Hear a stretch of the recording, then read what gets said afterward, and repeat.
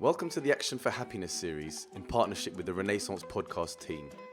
I'm your host, Guy, and today on the podcast, we speak with mindfulness coach, author, and co-founder of the Museum of Happiness, Shamash Alidina. All right, we're in the Renaissance podcast studios. We're going to do some mindful pull.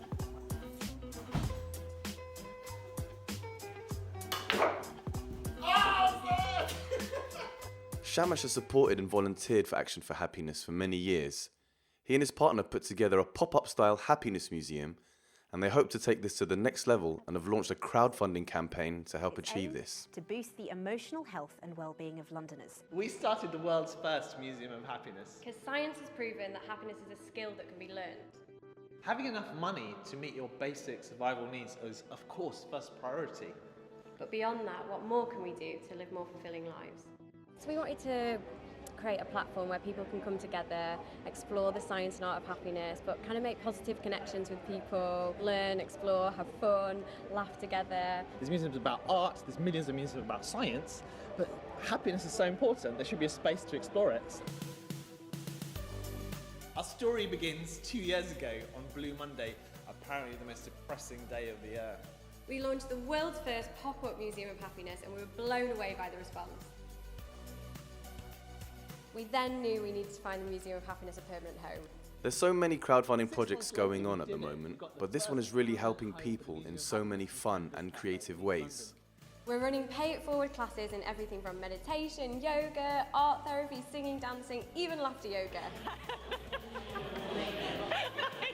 We've now reached full capacity in our current Museum of Happiness and we need your help and support to reach even more people.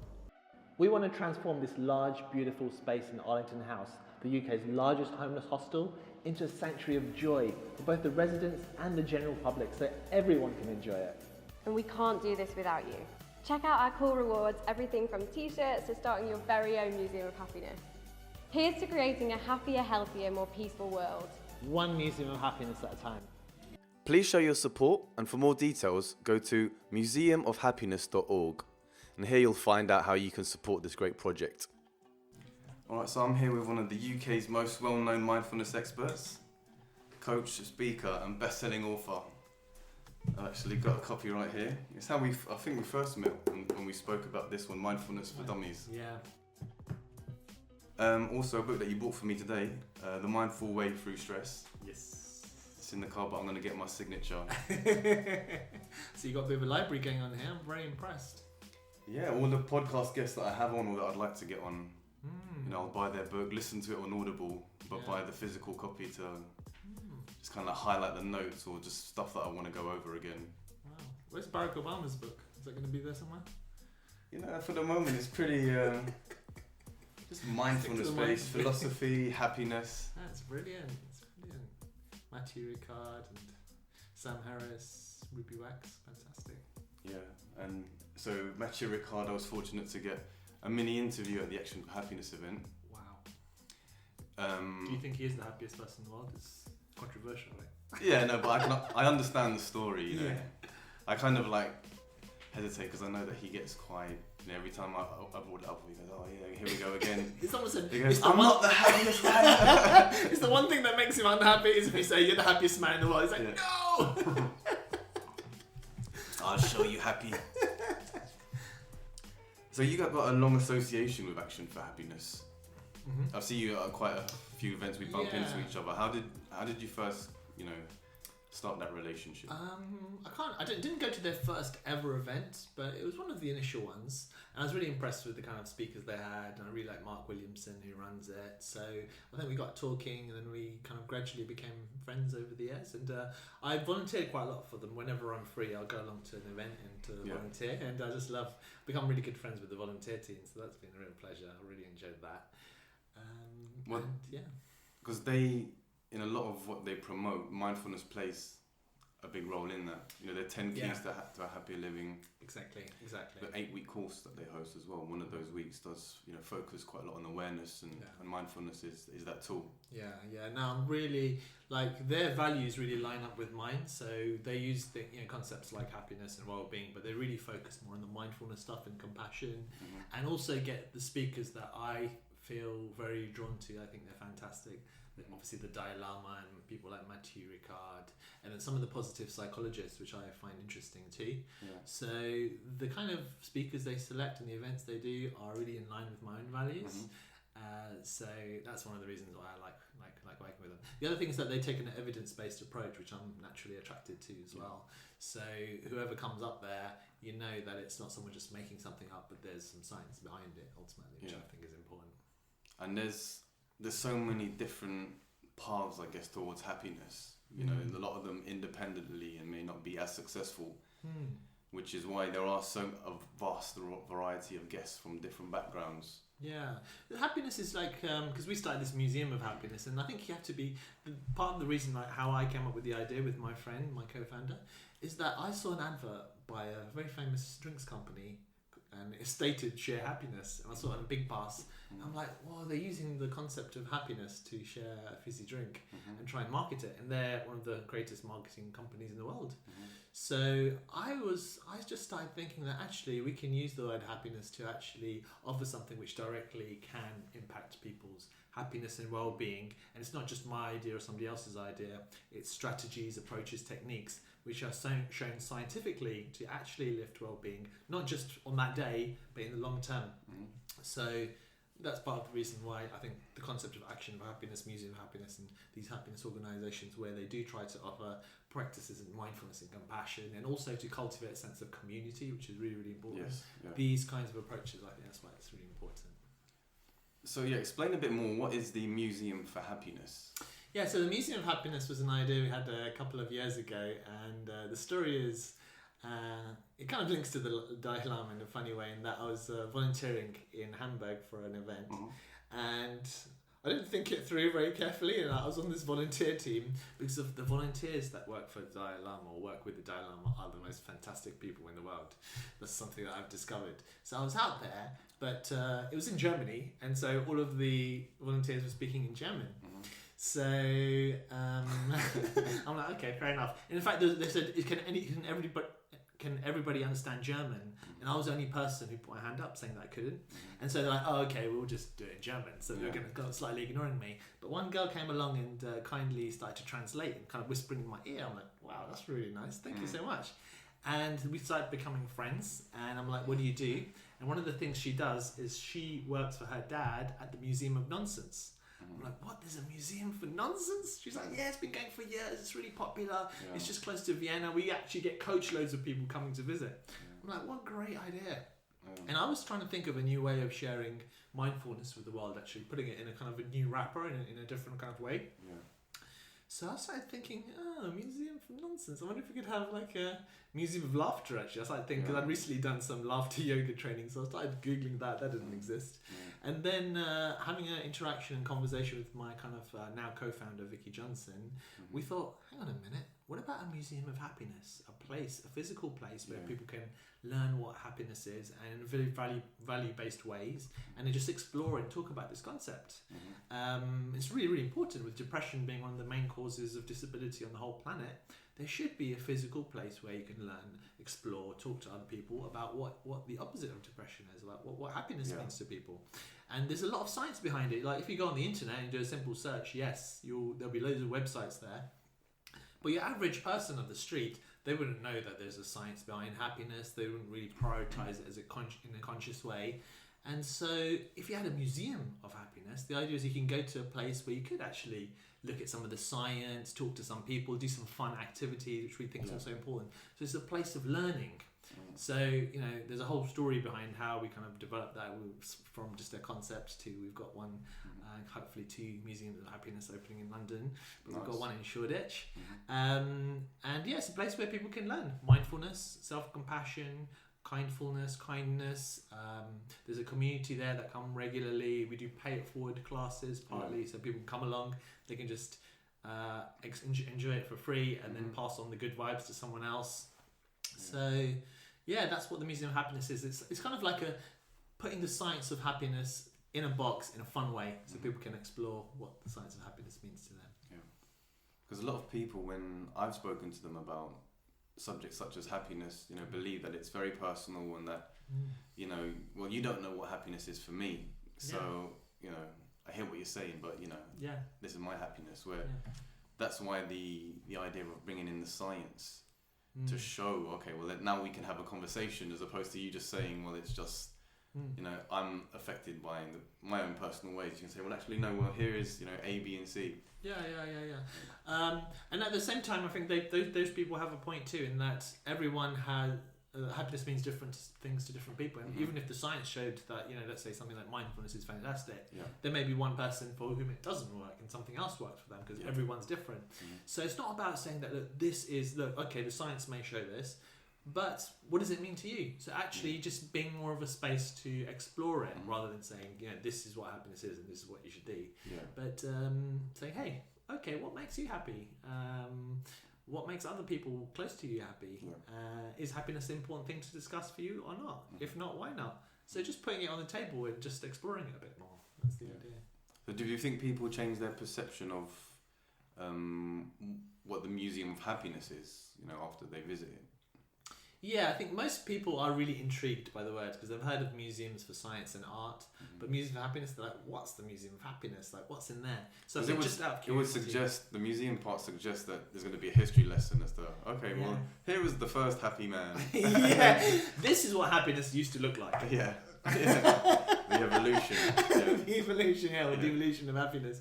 So we're actually out in our new museum. We're going to have a little bit of a history of happiness, and starting from someone like the Buddha and how he talked about suffering and happiness and well-being, and then all the way you can go right up to the modern positive psychologists, and they're still exploring it. So in a way, human beings have been exploring happiness in philosophy and psychology and behavioural science, all sorts of different ways.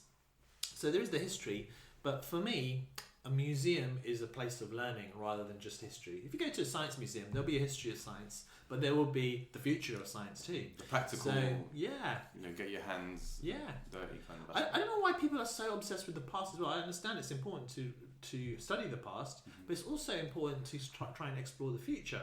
Like, I think in schools we have history lessons. We should definitely have future lessons as well, where we start to predict and think about what's going to be coming in the future and preparing for it. And also present classes. Primarily, I can see your face like, when's he going to mention mindfulness? The past, yes, but the future. A little bit in the middle too.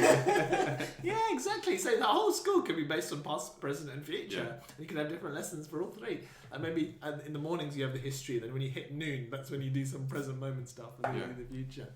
But so we will have some history of it. But maybe we'll have some section about the future of happiness and what will it look like when technology kind of continues to move forward. Maybe there's less jobs, we have more free time. Maybe there's more people unemployed, or people are doing different things.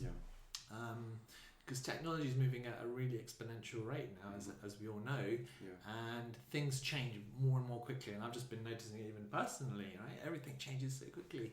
So how do we cope with that? How can we live in a contented way while we meet this rapid change happening in the world?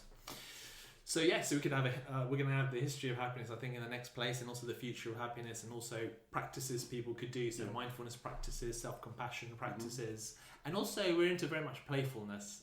We've had a ball pit a couple of times, and we've literally had thousands of people visit that, and just have this kind of just to dive in. And I thought it was a bit of a gimmick actually, and then I dived in. I'm like, wow, this is really fun. It's like having a weird kind of cool massage, and then very much you come into the moment, and then you start engaging with a sense of playfulness.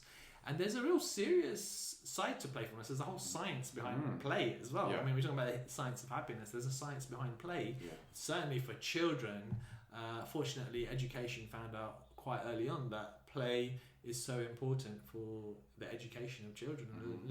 I think it's in Norway, where they wanted to make Norway the best education system in the world, and when they researched it, they found actually starting school later will actually be most beneficial for children. So I think, off the top of my head, they start at age 7 or maybe 8, and they let them play with their parents for longer, and they've got this playful approach at the beginning at school too. And they have forest schools and things, so more being in touch with nature. And then because of that good nourishing upbringing which they have, rather than just focusing on learning languages and maths and science, that they catch up and go beyond other students around the world once they get to the 12s, 13s, 14s, because their brain is developed more effectively. So adults, I think playfulness is really important as well, because of as I mentioned, I think 350 million people suffering from clinical depression in the world, something like that. So, and maybe a bit of play could help. When you're being playful, when you're laughing, you're always in the here and now, the present moment, right? And if you've got serious kind of expression on your face, or you're looking very serious all the time, the chances are your mind is going to the past or it's going to the future. It's not in the here and now, the present moment. So yeah, we try to do some fun and playful stuff. So yeah, we've got some other things up our sleeve. I won't share it right now, but we're going to do some more fun stuff as well. Well, you mentioned the present moment, and when we refer to the subject of mindfulness, that is a state that we practice to try and experience more moments in the present moment. But not being aware of how many thoughts that we have or how the stream of thoughts that we continuously have plays a big part for stress. Yes. And ultimately depression as well, which you mentioned earlier. Huge problem globally. Where even money and all the luxuries of the third world, even that can't satisfy and can't help. So can you explain a little bit about the relationship between the mindfulness and stress, and how it can help? Yeah, no, it's a great question, because mindfulness and mindfulness courses have really become popular as a way to counter the stress that's rising for people. So there's a few things to say about stress. And first of all, the stress response which human beings have is something that animals have too. And I'm sure some of your other speakers have talked about this fight or flight response. So when we face a danger, we've got this physical reaction that takes place, which energizes our body to take us out of that dangerous situation. So the modern problem is that we get that fight or flight or stress response when there isn't a tiger or a lion in front of you which you need to run away from, but when you're just faced with your manager shouting at you, or you getting the bill for your mortgage or something. And if we didn't have that stress response for physical dangers, or we didn't have that stress response at all, then we wouldn't really survive. For example, if you start doing some jogging or even walking, your stress response switches on. It kind of gets your heart pumping, energizes you, gets you moving, and it's a positive force. It's an evolutionary positive force, right? Yeah. Which got us to this point. Which brought us to this point, and without which we wouldn't have survived, right? So it's very, very important. Now, one of the things that I talked about in this book, Mindful Way Through Stress, in Stress Researchers most recently, is that stress in itself is not a bad thing. Now, if you look at lots of magazines, newspapers, videos online, they talk about how you can reduce your stress, and we get a perception that stress is a bad thing. And there's this fantastic research study done over, I think it was 20,000 people over 15 to 20 years, a fantastic research study on stress. But they asked a brilliant extra question, which I'd never asked before, which is, do you think stress is good for you? And if people responded, yes, I think stress is good for me, then whether or not they had high or low levels of stress, when they did eventually die and they did an autopsy on them, and they looked at their heart and looked at the arteries and veins and stuff, they were fully open and as if they'd lived a full and healthy life. Whereas people who thought stress was bad for them, so they had a negative perception of stress, even if they had, let's say medium levels of stress, they died younger, their arteries were kind of more blocked. It seemed that they had kind of suffered more in a sense, physically anyway. So then they looked at the research and they said, okay, let's try getting a group of people and show them videos about the positive aspects of stress. So let's show them that, stress energizes you, it releases oxytocin, it encourages you to kind of meet other people and have more positive relationship with the people around you. So if you've got high levels of stress, you're more likely to reach out to your friends and family, and it really gets you moving and it gets you excited, and it's like a real positive force. And so if they actually showed these kinds of videos to people and they put them in a stressful situation, they didn't react so negatively with stress. They're kind of more smiling, they're met in a more positive way. And then they did the opposite. So they take a group of people and they showed them all these magazine articles about killer stress and how stress is bad, and they kind of reacted in a negative way. So before we talk about how mindfulness could let's say reduce stress, I think it's really important to think about the perception of stress itself, and how to think about actually not just saying stress is bad all the time, but actually thinking about what is stress, what happens to my body and mind when it's stressed, and how can I use that to energize myself, to uplift myself, to use it as a positive force. Because if you're doing something which is really meaningful in your life, like for example you're doing this podcast, you may be doing other things on top of your other work that you're doing at the moment, It does put an extra stress, but you're passionate about it. You love, like you were telling me earlier, you absolutely love mindfulness, and you do everything to be able to share it more. And I remember the first time we had a conversation, maybe it was a year or two ago, and you were asking me fantastic questions right from that early stage of learning about mindfulness. You're naturally very passionate. I still remember that. So that was actually giving you a bit of a stress response in a way. You're doing something extra to what you'd normally be doing. It may be getting you excited, but not a bad thing at all. It's getting your heart beating and moving around. So the first thing is to kind of ensure and remember and note that, and to maybe watch. There's a fantastic TED talk about making friends with stress. Maybe watching that would have a positive effect. But having said that, you've got things like chronic stress, high levels of stress which don't go down. Let's say if you're suffering from something like chronic pain, okay, you've got this shooting pain up your back which has been going on for over 6 months. How are you supposed to, it's very easy for me to say, see it in a positive way, but it's really, really hard, or if not impossible to do. So this is where mindfulness can really come in, both for those chronic and also short-term stress. But let's take that example. So let's say you did a mindfulness course, you did an 8-week mindfulness course, and you had this kind of pain. What the teacher would encourage you to do would be to actually start feeling the sensations, whether it's the physical pain or the muscles around it or the negative kind of thoughts that might be coming up. Turn the attention to it, turn the light of awareness towards that. That's step number 1. Once you start to become aware of it, the mindfulness is not just about present moment awareness, but it's about the attitude. Can you bring some sense of kindness, a sense of curiosity, a sense of acceptance? Meeting that in a different way. And if you can meet it in a different way, let's say if you've got this really shooting pain in your back, but the muscles, because you're starting to become aware of it a bit more, they're starting to relax a little bit, maybe just relaxing 1% more, 2% more, and then the pain maybe just goes down a little bit. So you think, oh, okay, and then just let it be there, and you feel it with your breathing, and then it may just reduce a little bit more, or it may even increase a bit. But whether it increases or decreases, you are starting to take a bit of control, because if the pain is the pain, but you suddenly start to realize that actually there is a tiny bit of control I have of my attitude, the way I watch it, I observe it. So let me just try adjusting that just a little bit and breathing with it. Let me see what happens. And that starts to create, rather than a negative feedback loop, with this pain cycle which they talk about, you create more of a positive feedback loop. So this is an example of like a serious situation where you've got very high levels of stress, and how mindfulness, through this approach of being present and accepting and being kind, which I think is really, really important, has this this shift, so this change in attitude, so you can learn to live with this rather than continue to let that source of pain or stress to control you. And one thing that I found really important as well is, once you get the signal which says, oh, my back's hurting, once that triggers in your mind, it's like you could then have a cascade of following thoughts that kind of extend that suffering. I can't go play football tonight. Oh, should I go to the gym or not? Because you start to have these patterns of thought that every time my back hurts, you kick off into. But if in that moment you take that practice, your daily practice, and say, that pain, that is a thought. And then in that moment, the quicker you get to that, where I can practice my exercise now. Take a breath, and then now, even if it's for the briefest of moments, but those, then you now stop that negative sequence of patterns, and then you just get to enjoy, even if it's an extra 5% or 10%. You've now got that extra little bit of time during your day where you're not in that mental suffering. That's such a beautiful example, because but I suppose the work's gone into it with the mindfulness and meditation, that you're actually that aware.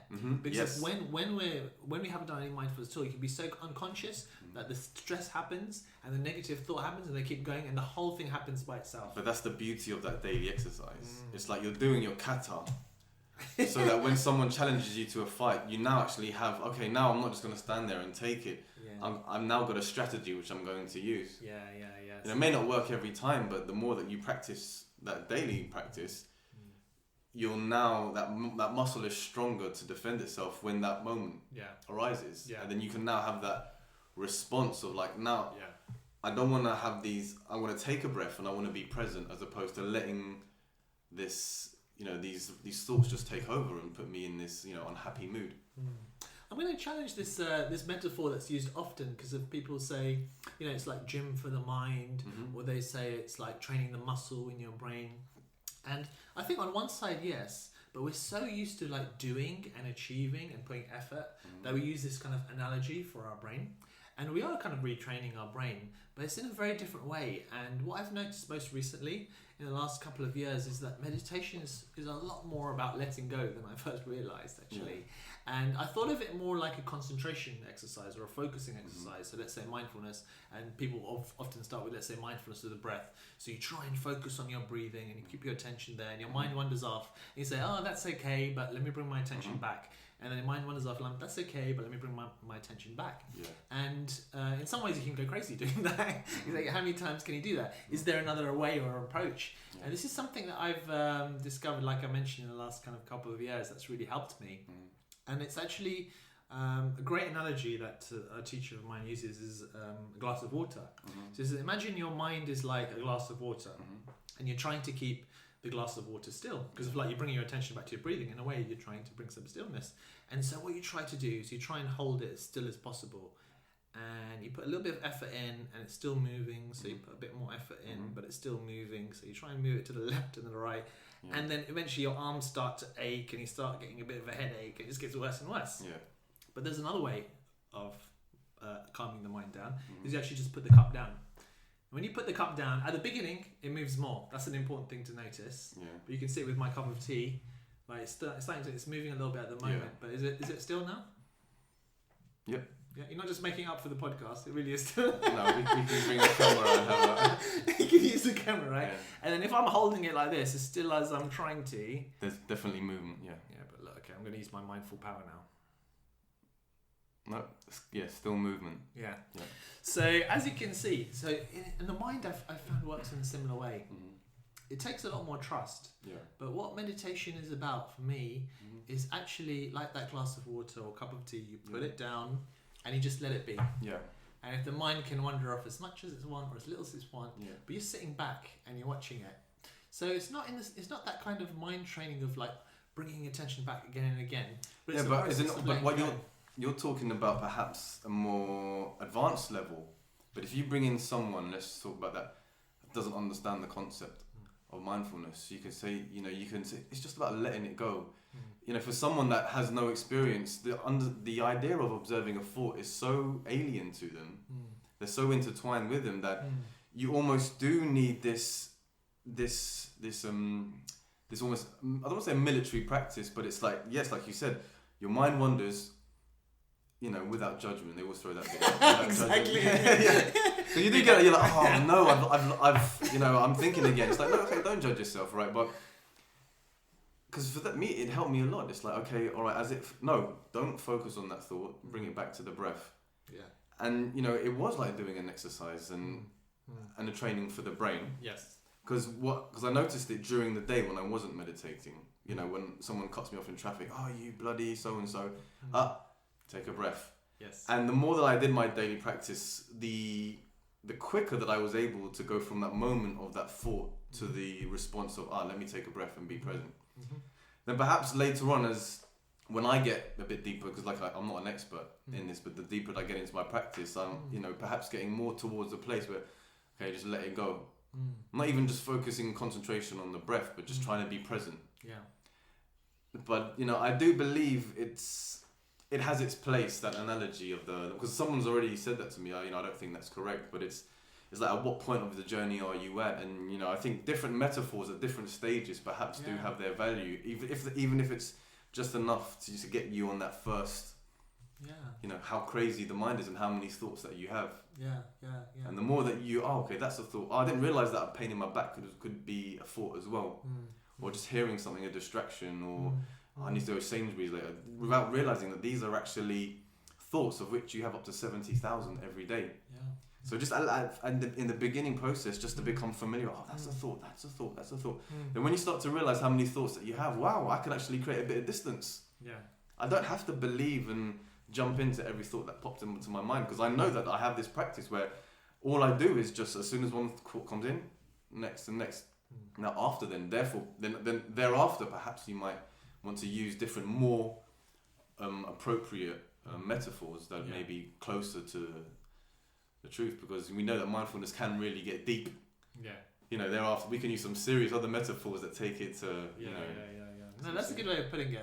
I do agree that beginners or certain practitioners, like different practices work for different people. I'm a big believer in that too. Sure. And so, like, maybe this is something that's working really well for me, but maybe it wouldn't so much for other people.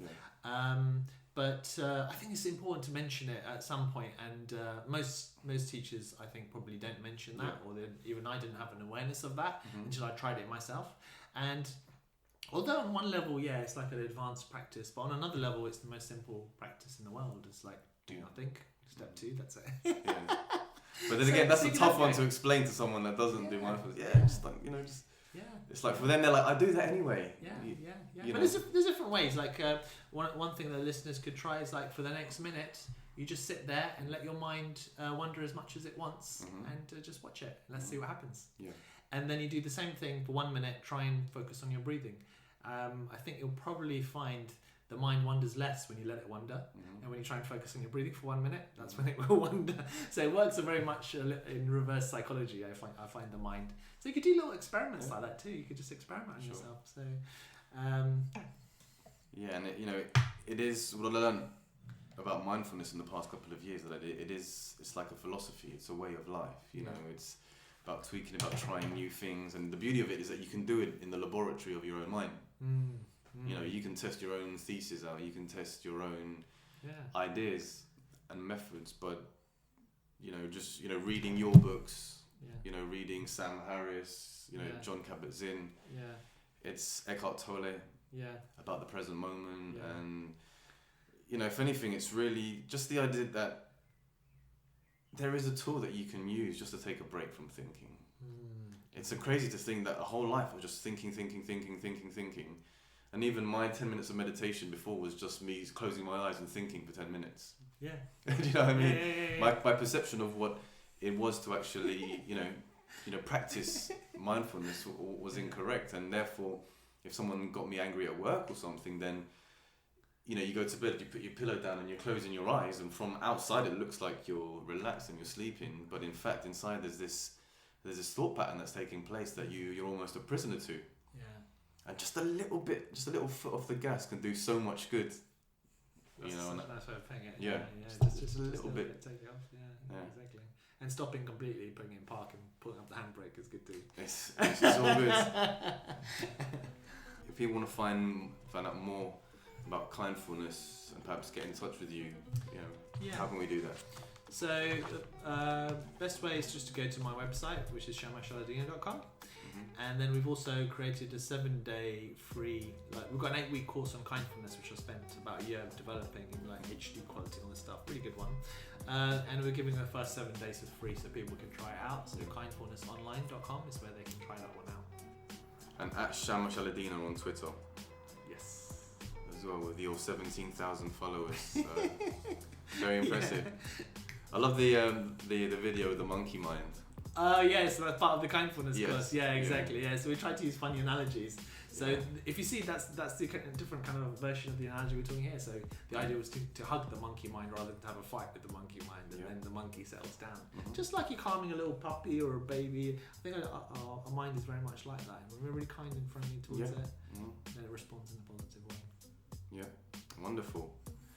All right. Also, Museum of Happiness. How do we find out about that? Simply museumofhappiness.org. Yeah. So if you happen to be in London, Shoreditch, we've got a place. If you go to our meetup website, meetup.com. Is that the Canvas Cafe? Yeah, it's at the back of the Canvas Cafe. So it comes to the Pay It Forward classes. Then we also have workshops and big events sometimes. But if you sign up your email on museumofhappiness.org, if we do any big events or small events, you'll find out about that. But also meetup.com. So, we're hoping to open the second one in Camden. Wonderful. All right, well, we love people being the change we want to see in the world. So keep going, and we look forward to see your progress in 2017. Thank you, brother. Thanks for the podcast. High five. All right, man, let's do this. Awesome. All right, we're in the Renaissance Podcast Studios. We're going to do some mindful pool. Good evening, yeah?